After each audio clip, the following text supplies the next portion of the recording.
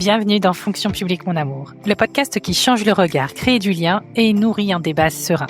Plus de contenu sur www.fonctionpubliquemonamour.fr. On a évoqué le côté faire plus avec moins, on se serre la ceinture. Donc en bonne financière, je vais te parler d'allocation des ressources et c'est là qu'on va essayer de se comprendre. On a évoqué un peu en filigrane aussi les nouveaux enjeux, donc j'aimerais d'abord te demander ça, c'est quoi les nouveaux enjeux? Qu'est-ce qui caractérise en tout cas les nouveaux enjeux aujourd'hui pour ce qui concerne tout ce qui est les organisations publiques, quoi? À quoi ils doivent faire face? Ce qui est, alors, on fait une liste à la Prévert là, sur les enjeux. En fait, c'est ça, c'est une accumulation de défis, quoi. D'ailleurs, tout le monde dit ça à chaque fois. Dans les, je sais pas quoi, dans les conférences, je vois, on est face à un nombre de défis très importants, etc., etc. Mais c'est vrai en plus. Enfin, je veux dire, c'est tout à fait vrai, quoi. Hein. Entre intégrer l'IA, les évolutions réglementaires incessantes, les attentes des habitants, la vulnérabilité sociale qui s'est étendue, l'enjeu démocratique, faire face au dérèglement de la biosphère, enfin bon, etc., etc., etc. Le tout dans un contexte de restrictions budgétaires, d'une possible réforme institutionnelle, d'un déficit d'attractivité et d'une population vieillissante. C'est pas mal. Mais alors, c'est-à-dire le présenter comme ça, c'est pas faux, c'est vrai, quoi. Mais je trouve que ça loupe un truc quand même. C'est-à-dire que on est toujours comme ça dans cette histoire d'accumulation. Effectivement, les choses se sont accélérées, mais je trouve qu'il y a un changement qualitatif plus important qui est la nature de l'environnement qui a changé. C'est-à-dire que c'est pas simplement ça va de plus en plus vite et il y a de plus en plus de choses. C'est que le monde est devenu complètement chaotique aussi.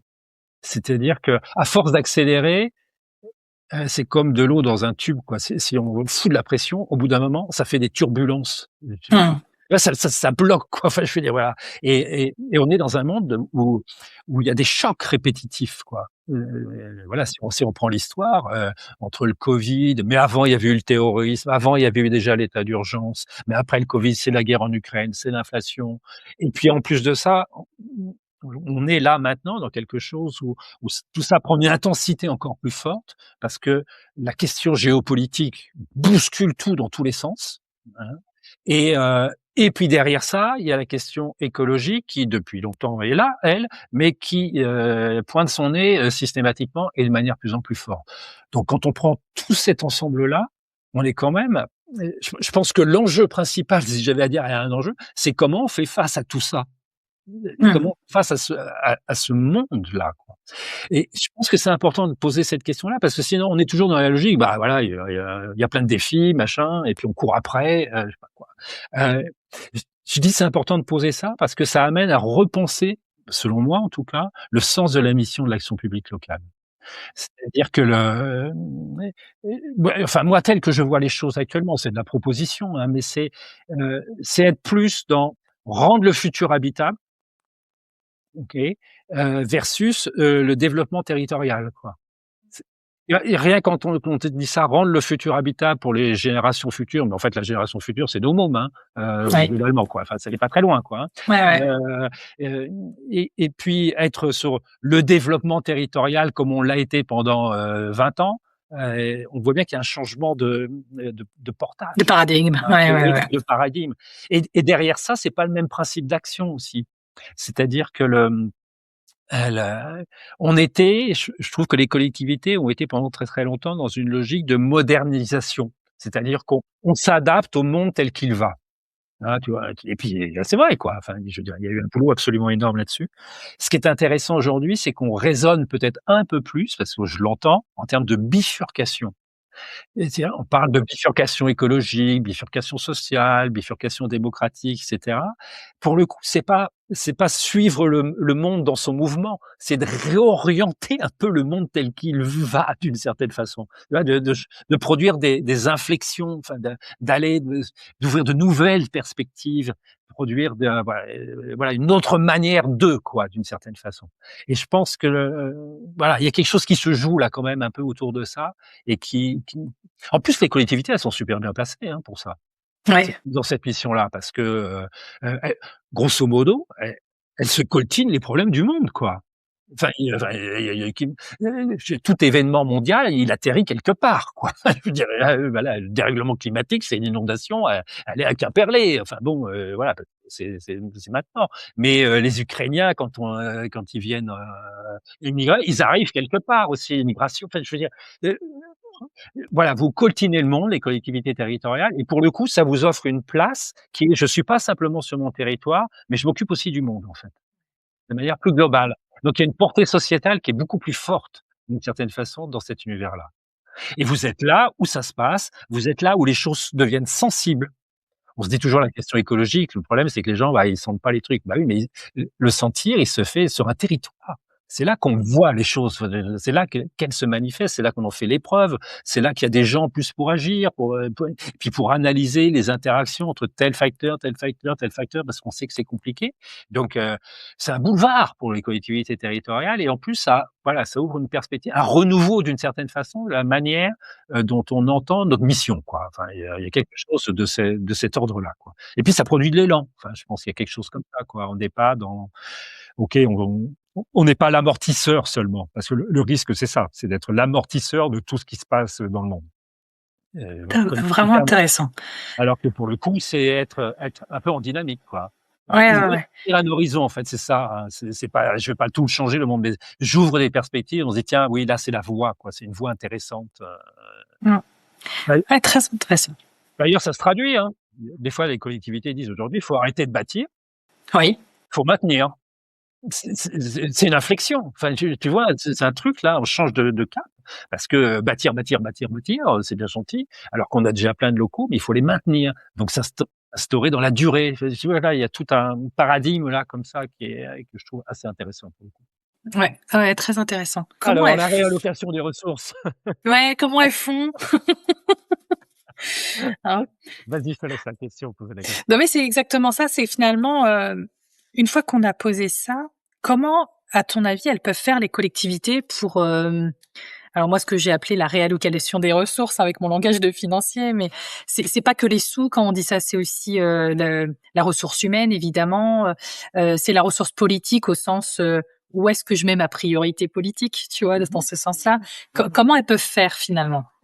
Il y a, il y a une modèle, enfin, juste comment elles ont fait jusqu'à maintenant. Ouais, oui, La notion majeure, c'était je réorganise. La réorganisation. Ça a été le grand levier. Les collectivités territoriales n'ont pas arrêté de réorganiser. ah oui, ça oui. Bon, on réajuste, on révise les périmètres, on rabote, on redistribue. Enfin bref, il y a un peu tout ça. Et puis on accompagne, voilà. Sauf que, bah, quand on accompagne, souvent, c'est lancé dans des trucs de co-construction. Mais co-construire avec des gens à qui on va changer l'endroit où ils bossent, la configuration de son travail, et cetera. C'est compliqué, et c'est d'autant plus compliqué qu'il n'y a pas une maturité suffisante pour accompagner, enfin, pour rentrer dans un processus de co-construction à l'occasion d'une réorganisation.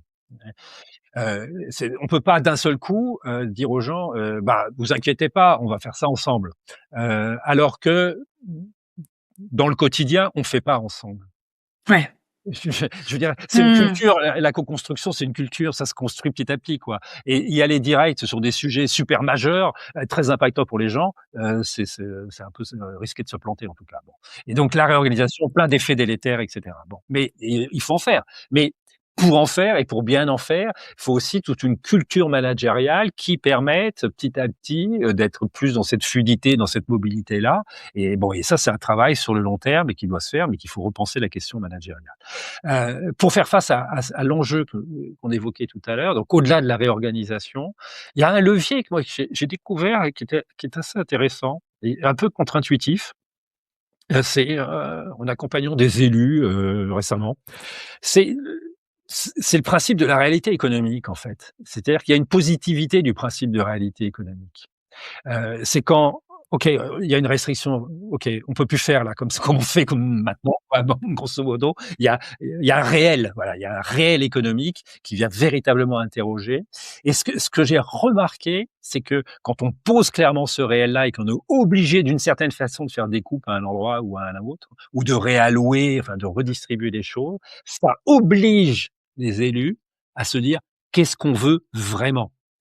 Qu'est-ce qui compte vraiment? C'est-à-dire que ça a un effet de clarification par rapport à la question de la clarté, qui permet, voilà, d'avoir des principes plus aiguisés d'une certaine façon dans leurs orientations.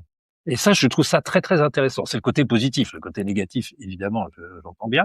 Mais il y a un côté positif aussi, c'est que ça produit des effets de clarification dans qu'est-ce qui compte vraiment à nos yeux? Quelle est véritablement notre volonté? Ça ressemble beaucoup à la prospective, qu'on peut faire côté, finance. C'est peut-être ça, ouais. Oui, mais les finances ont un rôle très Mmh. clair là, à faire Mmh. par rapport à ça, parce que justement, c'est mettre les gens face au réel, quoi. Le nez dans Mmh. le réel, mais le nez dans le réel, ça oblige à réévaluer ses désirs d'une certaine façon. Enfin, je veux dire, il y a un travail qui se fait, en fait, là, par rapport à ça et pour le coup, de dire: «Mais finalement, c'est ça qui compte», quoi. Voilà. Mmh. Donc de prioriser, hein, clarté, priorisation, Et oui, et cetera. on y revient. Donc il y a un côté positif, voilà, il y a une Mmh. positivité d'un réel économique qui est un peu compliqué. Après, il y a la question des ressources en tant que telles que tu les posées.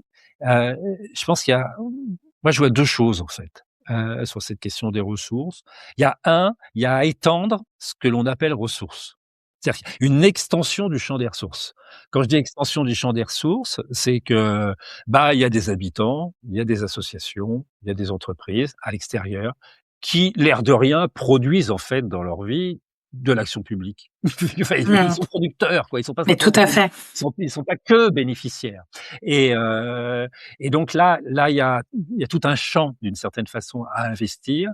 Et je pense que les gens sont prêts à entendre un certain nombre de choses, malgré tout ce qu'on raconte sur l'individualisme. Quand il y a des situations qui deviennent plus tendues, on l'a vu avec Covid, hein, par exemple. Les gens se sont mobilisés, hein, les actes de solidarité, et cetera, ont été assez forts. L'autre jour, aux ETS, lors d'une conférence, il y a quelqu'un qui a pris la parole, qui dit: «Bah, nous, dans notre commune», qui était une commune assez importante, il y avait un chantier à faire dans l'école, on n'avait pas les moyens, quoi. Heu, on a demandé aux parents et ils sont venus faire le chantier, quoi, un week-end. Et puis total, ça fait du lien en plus. Enfin bon, oui, bah, voilà. Voilà, dire que là, il y a tout un investissement à avoir sur avoir dans sa tête l'idée que les ressources, elles sont dehors aussi. Elles sont pas que dedans. Elles sont dehors et donc il faut que je travaille la relation avec ces ressources-là pour pouvoir un peu la mobiliser, dans l'action publique locale au sens, très large, mais où il y a des parties prenantes extérieures qui rentrent en ligne de compte. Des entreprises, il y a des entreprises qui sont prêtes à faire des choses aussi de manière intéressante en termes de solidarité. Les associations sont déjà là, mais elles sont chacune dans leur champ d'une certaine façon. Donc là aussi, il y a comment les associer dans une dynamique un peu collective qui me semble là, pour le coup, voilà, de penser extension du champ des ressources, en fait. Ça, Ouais, c'est le c'est premier point. intéressant ça. Mmh. Et le deuxième point, c'est, la gestion des ressources humaines. C'est c'est comment je les entretiens, mes ressources. Comment je les entretiens dans la durée. Dans la durée, Et voilà. exactement. Mmh. C'est logique, enfin, je Mmh. suis logique avec moi-même là pour l'instant, mais c'est une autre conception quand on y pense. C'est-à-dire de se dire: «OK, non mais les ressources, c'est comment je les entretiens dans la durée et comment j'entretiens leur engagement, leur santé». Premier point absolument majeur, leur santé, parce que si la santé elle est plus là, bah, les ressources elles vont diminuer quoi. Enfin je veux dire, de manière très, très forte quoi. Comment je cultive le sens et cetera quoi. Enfin je veux dire, il y a tout un vaste enjeu là, mais de se mettre dans cette optique-là. Comment je rends le travail soutenable dans la durée justement? C'est vrai que moi, le côté, association, je crois beaucoup au monde associatif et c'est vraiment une forme de délégation, de Oui, service public, hein, de toute façon. mmh, Mais l'exemple que tu as donné, de je vais appeler ça le chantier participatif pour l'école, je trouve que c'est, vraiment une bonne idée. Quand en fait, c'est une bonne idée à mon sens parce que c'est le et je vais dire exprès le mot consommateur final, l'usager, qui finalement se retrouve, en faisant, le chantier lui-même, quoi. Enfin, c'est une très belle initiative, ça. Parmi tous les exemples, enfin, tu donné pas mal d'exemples là. ouais. Il y a forcément des tensions qui vont émerger de ces différentes priorités, des différents besoins du terrain, des capacités réelles des équipes aussi. C'est quoi les tensions qu'on risque de rencontrer? Bah, comment dire, comme il va y avoir de la pression, il y a une tension qui va se faire. Enfin, il y a une tension fonctionnelle, quoi. Enfin, dans la pratique, qui va avoir des effets relationnels. C'est toujours pareil. Hein, enfin, je veux dire ça. Quand il y a trop de pression, ça rebondit aussi sur la qualité des relations qu'il peut y avoir dans l'ensemble de l'organisation. Cette pression, elle est en hausse. Donc, il y a une tension majeure interne. Et là, je reviens sur le sujet qui me tient à cœur, c'est la question de la santé au travail. C'est parce que faut être clair, quoi. L'enjeu, il est absolument majeur par rapport à cette question-là. Vous avez une population vieillissante. Vous avez un manque d'attractivité. Vous avez de l'usure professionnelle. Vous avez le recul du départ à la retraite. Tout ça, ça crée une situation où vraiment la ressource humaine au sens, c'est-à-dire que le pouvoir d'agir des collectivités territoriales est en danger. Il y a un vrai danger. Je trouve qu'il y a un enjeu majeur par rapport à ça et qui est pas pris en compte à la hauteur à laquelle il devrait être pris, quoi. Parce que ça nécessite des logiques de prévention, donc ça nécessite, mais faire de la véritable prévention, parce que la journée de sensibilisation, machin, mais c'est pas ça qui va changer la donne, quoi. Donc il faut cibler sur des métiers les plus exposés, faire des formations actions qui soient, comment dire, qui permettent une approche collective, qui permettent une véritable analyse des situations réelles de travail qui ont un impact et comment on fait évoluer les situations de travail. C'est pas simplement, j'insiste là-dessus, quoi, c'est pas faire simplement du geste et posture. Geste et posture, c'est l'individu, ok?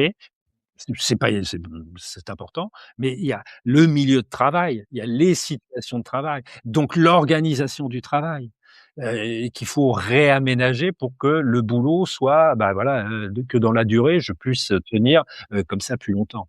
On se rend pas compte à quel point, pour les gens, le travail s'est intensifié, quoi, et que la charge mentale, elle est devenue extrêmement forte. Donc il y a une vraie transformation du travail qui puise abondamment sur les ressources des gens, physiques, intellectuelles, relationnelles, enfin à tous les niveaux. Donc on puise sur les ressources humaines, quoi, mais vraiment la vraie ressource humaine, quoi, ce qu'est une personne, ce que porte une personne. Et Total, il y a de l'usure à tire-larigot et les troubles anxio-dépressifs aussi, quoi. Donc là, il faut là encore, c'est pas récupérer les pots cassés une fois qu'ils sont cassés, quoi. Enfin, je veux dire, là, il y a un vrai à repenser le travail d'une certaine façon et l'organisation du travail pour faire en sorte que le travail soit soutenable dans la durée et que les gens s'y retrouvent. D'autant plus qu'en plus, il y a le rapport au travail qui a changé. Alors bon, là, ça rajoute encore une couche, mais c'est-à-dire que si le rapport au travail il a changé, c'est que les gens sont de plus en plus sensibles aussi à ce qu'ils vivent au travail. L'expérience quotidienne du travail. Est-ce qu'ils s'y retrouvent? Voilà, est-ce qu'ils sont en danger, et cetera? Heu, on n'est pas dans c'est pas la perte de la valeur travail, le nouveau rapport au travail. C'est simplement, heu, avant, le travail était plutôt considéré comme, comment dire? Il s'inscrivait la valeur du travail, pardon, s'inscrivait dans le registre du devoir, OK? Un peu moralisateur d'ailleurs et maintenant on est plus la valeur du travail, c'est dans une logique d'épanouissement. C'est pas le même topo. Il a toujours de la valeur le travail, toujours de la valeur, mais c'est plus dans le même sens. Ouais, ouais, ouais, tout à fait. Voilà. Donc alors on est dans une logique comme ça d'épanouissement, qui porte, c'est un rapport très intime au travail, en fait. On est dans un rapport beaucoup plus fort, quoi, d'investissement, des enjeux de réalisation de soi. Est-ce que je m'y accomplis ou est-ce qu'il me prend la tête, quoi, d'une certaine façon? Et d'où, tous les troubles psychiques qu'il peut y avoir, d'où le fait que chez les psys, on parle du boulot et alors qu'avant on parlait d'autre chose. On parlait énormément du travail, en fait, sur le divan du psychanalyste.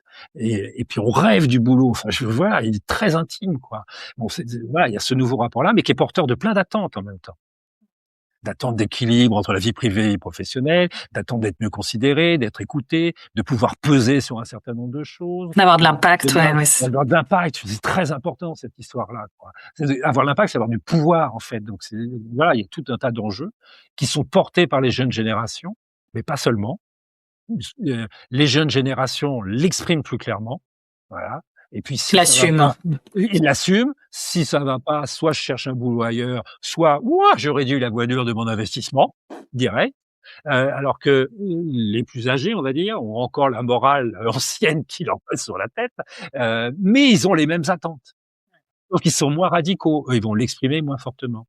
Donc voilà, une transformation très nette, mais qui oblige à repenser complètement le système managérial, en fait, hein. Ouais, tout à Ouais, fait. bah, Et t'as remarqué t'as observé des manières un peu innovantes ou inattendues d'organiser le travail comme ça pour gérer toute cette complexité croissante? c'est d'abord, je reviens sur l'histoire de la stratégie, c'est-à-dire plus il y a un projet stratégique un peu balèze, enfin costaud, épais, enfin bien pensé et cetera, plus ça va avoir des effets justement de lisibilité, de priorisation et cetera, qu'on évoquait et plus il va y avoir d'alignement un peu entre le politique, le niveau stratégique et puis d'une certaine façon l'opérationnel. Il y a quand même une faiblesse dans l'histoire, c'est que je trouve qu'aujourd'hui, c'est là, il y a de l'innovation et il peut y avoir de l'innovation. Le la le niveau stratégique ne tient pas suffisamment compte du terrain encore aujourd'hui. Donc il y a comment dire? Un truc qui est, une coupure un peu entre la conception et l'exécution. C'est-à-dire que, le politique va avoir ses orientations, le niveau stratégique mouline de la stratégie et produit de la stratégie, mais elle tient pas encore suffisamment compte du troisième niveau, alors qu'il faudrait tout aligner, du troisième niveau, qui est le niveau opérationnel et le niveau de l'exécution. Et donc il y a tout un enjeu au sein de l'organisation, à ce qu'il y a une voix plus forte justement de l'impact, hein, que tu évoquais.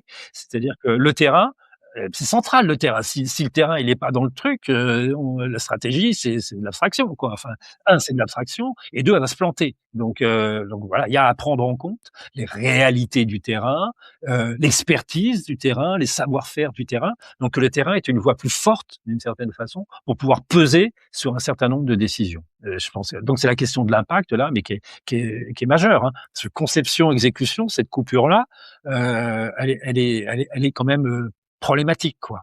Alors, il y a des organisations aujourd'hui qui travaillent un peu plus cette question-là, qui dès qu'il y a un projet, automatiquement, il y a des gens qui sont associés, du terrain. Bon, voilà, ça évolue, mais c'est pas encore suffisamment fort, me semble-t-il.